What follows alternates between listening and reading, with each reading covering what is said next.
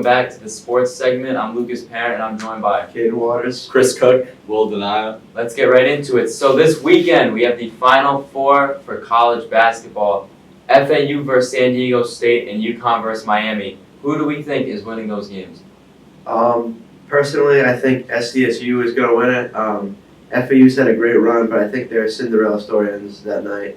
And I have UConn winning it. They have the history, and I think they have a better team. So, first off, I think we should touch on how absurd this Final Four is lining up to be. I mean, if you add all the seats together, you get 23. The highest one prior to that was 20. So this is going to be a loaded Final Four.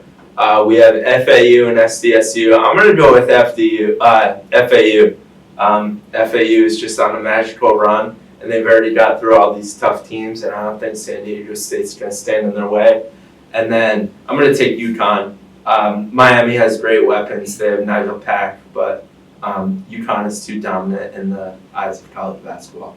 I'm going to go with San Diego State beating FAU. Their defense is going to overtake that game. You know, they're going to be powerful on the defensive end. And then I think whoever wins the UConn-Miami game, I think that they're going to win the championship.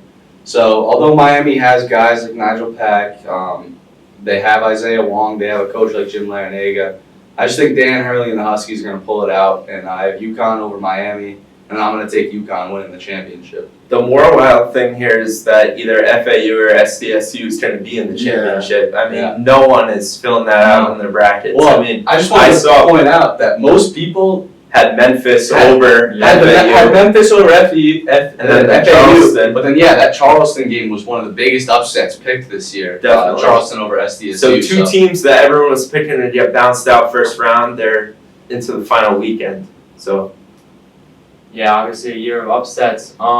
Kaden, who do you have winning the championship game? I mentioned it earlier. I have UConn. You know, they do have the history. They have the better team. I feel like Whoa! Breaking news, Kaden. What's going on? Bryce Hopkins, Devin Carter, they're coming back to PC. This just in. That is You heard it here first. So is SU going to win next year? I mean, come on now. PC making a run. Kim English, his two guys back. Right. Their Two stars from George Mason. Yeah. What do you think about PC basketball? Maybe.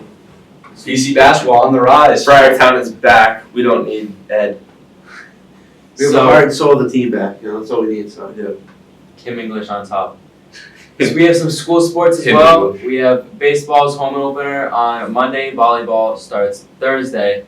Touching on some baseball, our team's looking good. One team that's not looking good is the Red Sox. Gave up 10 runs in a loss yesterday to the Orioles. What are our expectations for the Red Sox this season? You know, it's early in the season. You obviously can't judge a season based off one game, especially opening day. But I think they have the talent. It's just a matter of what they do with it. I don't think they have the talent at all. I don't think they're good enough. I mean, they made so many bonehead moves this year that just in the long run, it's just going to hurt them. And they played Baltimore the other day, who's a very weak team, and we lost to them. So, great start to the year for the Red Sox, I guess. I agree with Chris. You know, I think they're just not going to do anything. They have Devers. They have Verdugo. They have guys like that. But I don't think they're getting anything done with this roster. So. Just trying to be optimistic over here. I see. But it's one of the few Boston teams I actually like. So we did almost come back. Yeah, the other day. I mean, we were down 10-7 going into the ninth inning, and they put up 2 runs. And then, actually, I want to touch on this. How do you guys feel about the pitch clock for both pitchers and batters? Because in that game, crucial part of the game, Devers gets called out because he wasn't in the batter's box quick enough. Yeah, I hate it. I think it's ruining the game of baseball. I think that people aren't watching the game. It's whatever. You don't need to change the game for spectators. Yeah. I mean, it's just terrible. The game should not be decided on a pitch clock. Right. It's silly. Yeah.